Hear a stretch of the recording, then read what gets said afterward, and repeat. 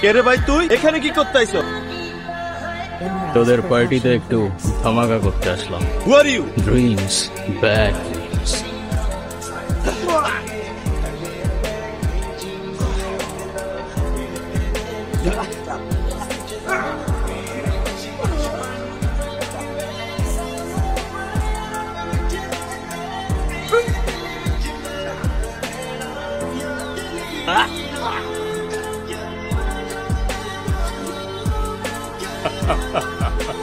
কে funding করতেছে তোদের?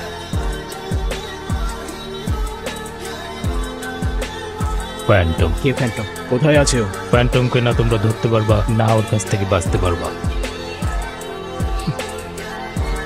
এই no no no no no no no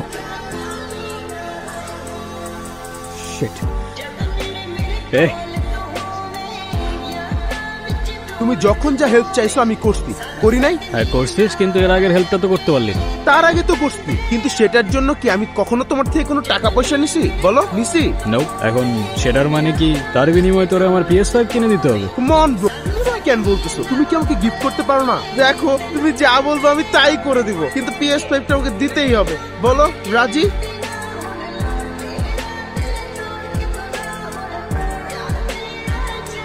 রাজি। ওর চক্করে তোমার পকেট ফাঁকা হয়ে গেল ভাইজান। আফরিন আমাদের পাশের মহল্লাতেই থাকে, খুব ভালো মেয়ে।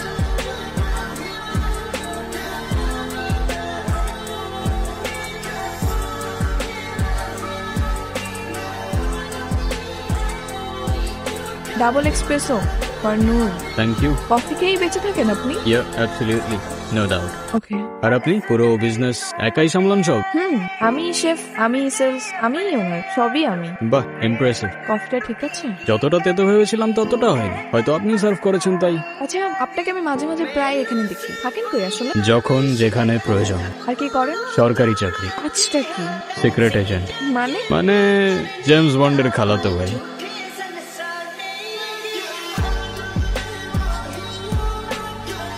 কি হইছে আফরিন? কাঁদতেছো কেন তুমি? কে ভাঙছে এইসব?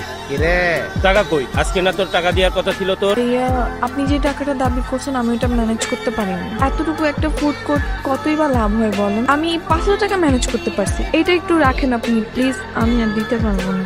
এত কথা শুনতে চাইছি? বাকি 45,000 টাকা কালকের ভিতরে দিবি। কালকের ভিতরে টাকা না দিলে ফুড কোর্ট ভাঙ্গা দিমু। তুমি চাইলে অন্যভাবেও পরিশোধ করতে পারো। কি তুই আমারে মারলি? এইসব দাম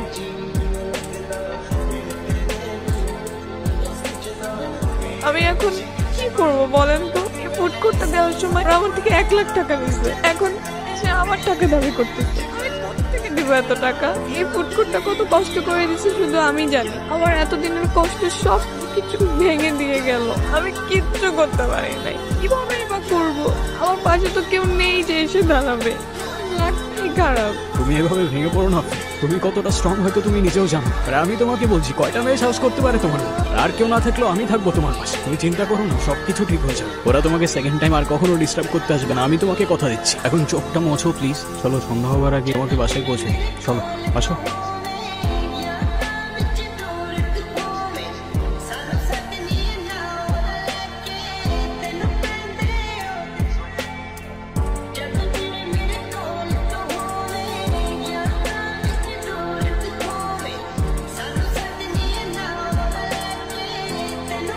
দেখলে আমার কেন জানি ধোঁয়াশা ধোঁয়াশা মনে হয়। কেন বলো তো? এই যে একটা মানুষকে আমি তো ভালোবাসি, তার সাথে পুরোটা জীবন কাটিয়ে দিতে চাই, কিন্তু সেই মানুষটা সম্পর্কে আমি খুব কম জানি। তার প্রিয় খাবার কি, প্রিয় রং কি, প্রিয় ফুল, কবিতা, গান কিছুই জানি না। নিজেকে এত লুকিয়ে রাখো কেন?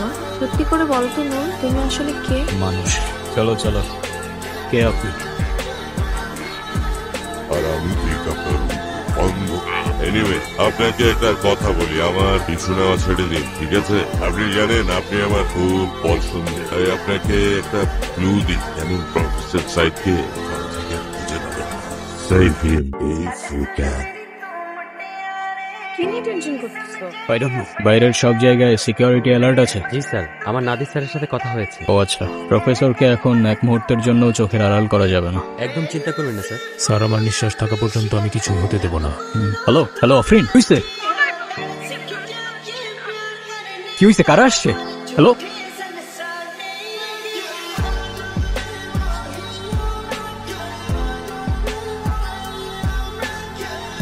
আফরিন, ভাইয়া হ্যাপি বার্থডে। Happy birthday. মানে বুঝলাম না, তুমি আমাকে ফোনে বললা কারা যেন আসছে, তুমি লিটারালি কান্না করতেছিলা। তোমার এমনি করে ডাকলে তো তুমি কখনোই আসতে না, তাই আমি আর আফরিন আপু প্ল্যান করছি তোমার সাথে একটা প্র্যাঙ্ক করার। Seriously, are you crazy or what? তোর মাথায় কি কমন সেন্স নাই? ওর কোনো দোষ নেই, প্ল্যানটা আমার ছিল। তোমার বার্থডে, তাই ভাবলাম সারপ্রাইজ দেই। কেন তুমি খুশি হও না, খুশি হয় নাই। খুশি হওয়ার কি আছে এখানে? যেটা বুঝতে পারো না ওটা করতে চাও না। আর তুই, তোর আমার চোখের সামনে যেন আর না দেখি।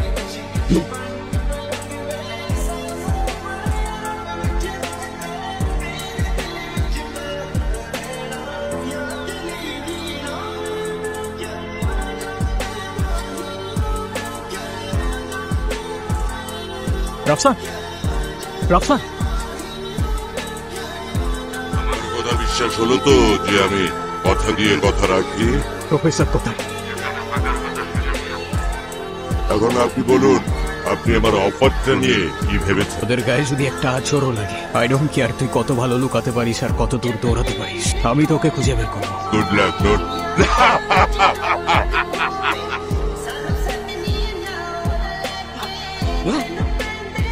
ঠিক তোমাকে আমার যখন সবচেয়ে বেশি প্রয়োজন সেই জায়গাটাতেই তুমি লিটারালি নেই। ওয়াও! ব্রো কি cigarette খেতেছো?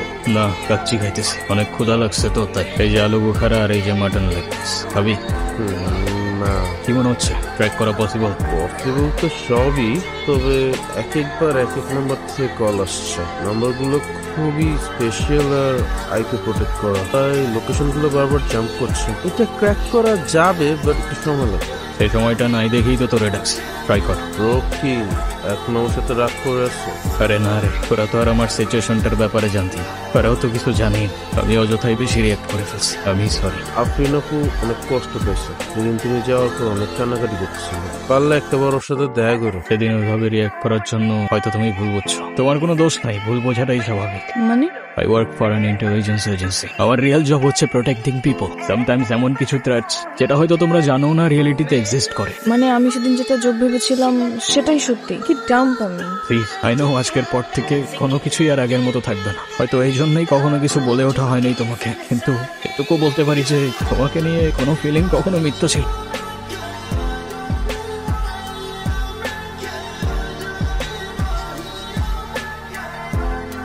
No no no no, Afreen কে করতে পারে এটা? আমি জানি না। তোমার কিচ্ছু হবে না আফরিন, আই প্রমিস তোমার কিচ্ছু হবে না। যে করেই হোক আমি অ্যান্টিডোট খুঁজে বের করবো। আমি তোমাকে কথা দিচ্ছি তুমি বাঁচবা, আর আমার সাথেই বাঁচবা। ভাই, প্যান্টমের ফোন মোস্টলি এই 3টা জায়গায় ছিল, and these are the locations. জঙ্গলের এই 2টা পয়েন্ট আমার আগে থেকেই টার্গেটে ছিল, but I guess. Hello Sara. Sir, ফ্যান্টমকে নিয়ে একটা ইম্পর্টেন্ট ইনফরমেশন পেয়েছি। আমি ধারণা করতে পারছি যে ফ্যান্টমটা কে। কে? স্যার, ফোনে বলাটা কি ঠিক হবে? আপনি কি একটু আমার বাসায় আসতে পারবেন? আমার না বাসা থেকে ওকে ওকে, হোল্ড অন, আমি আসতেছি। Okay, don't worry.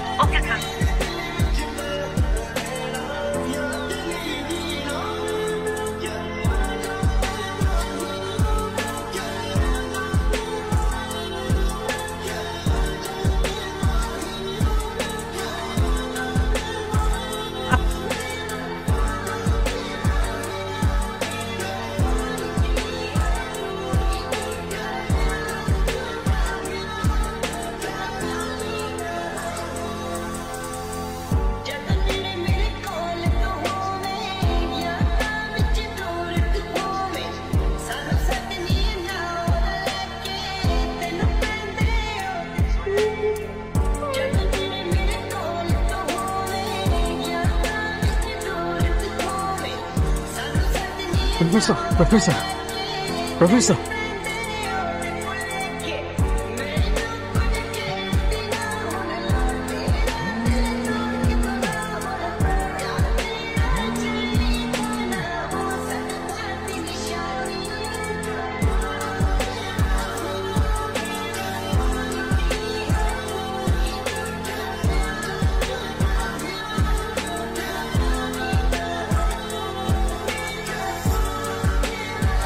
Hey, hey, stop.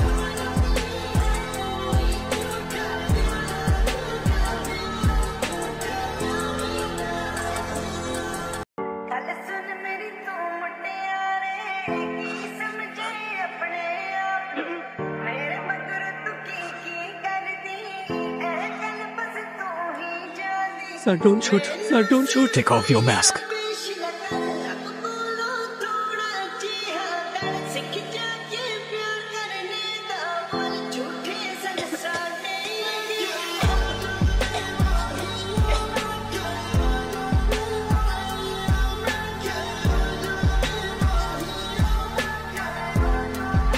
কি ব্যাপার নূর, তুমি এখানে? Is everything alright? Yes sir, in fact ফ্যান্টমের ব্যাপারে কিছু ইম্পর্টেন্ট ইনফরমেশন পাইছি।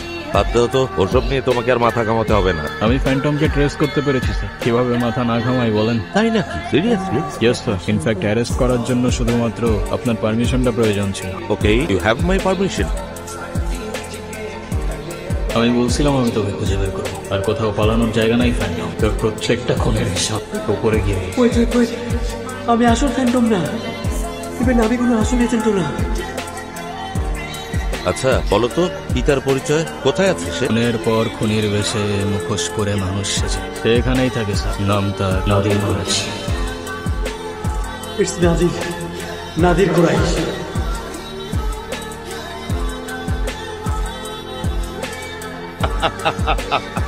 আমি জানতাম এ কাজটা তুমিই পারবে, কিন্তু জানো তোমরা মানুষরা না খুব ভীতু, মিথ্যে এক মায়ার জালে নিজেদের আটকে রেখেছো। আমি তোমাদের সবাইকে মুক্ত করতে চাই, মুক্তি দিতে চাই। হ্যাঁ, একটা গল্প শুনবে? তোমাকে না বলেছে এই টপিকে আর কথা না বলতে? কেন বলবো না? তুমি একটা সাইকো, তোমার হাতে নিষ্পাপের রক্ত লেগে আছে। তুমি নিজেকে কি খোদা ভাবতে শুরু করছো? হ্যাঁ, তোমার খোদার আমার মধ্যে পার্থক্য। তুমি উন্মাদ হয়ে গেছো। আরে যাকে কখনো তুমি দেখোই না তার সামনে মাথা নত করো, আর আমাকে বলছো উন্মাদ? হ্যাঁ, এত বড় সাহস তোমার? কারণ সে সর্বশ্রেষ্ঠ, তার ইচ্ছাতে সবকিছু। আরে তার তো কোনো অস্তিত্বই নেই, আমার আমি চাইলে সবকিছু করতে পারি। তুমি দেখতে চাও?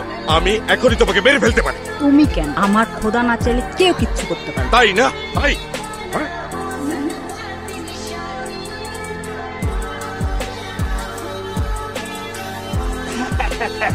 দেখলে তো, আমার ইচ্ছেতে তোমার মৃত্যু হলো। তোমার খোদার ইচ্ছেতে না, পুরো পৃথিবী আমি আমার মতো করে সাজাবো। যাকে খুশি বাঁচিয়ে রাখবো, যাকে খুশি মেরে ফেলবো। সবাই আমার হাতের মুখে আমার কাছে মাথা নত করে থাকবে, কারণ আমার কাছে আছে অ্যান্টিডোট। শুধু আমার কাছে আছে। তুমি আমার সাথে হাত পেলাম, যা খুশি যা চাইবে তুমি তাই। আমার খুব আফসোস হচ্ছে স্যার, আমি আপনার মতো একটা মানুষকে নিজের আইডল ভাবতাম। তোমাকে আমি প্রচুর টাকা দেবো। হ্যাঁ, কত টাকা তুমি চাও, বাট আই নিড ইউ নূর। তোমার আছে ক্ষমতা, আর তোমার আছে স্কিল এন্ড স্পিরিট। চোখ থাকতেও অন্ধ হলে শুধুমাত্র সত্য নতুন পথ দেখায়। আপনি হয়তো ঠিকই বলেছেন স্যার, আপনিও মানুষ আমিও মানুষ, তফাৎ শুধু ঈশ্বর দ্বারাই।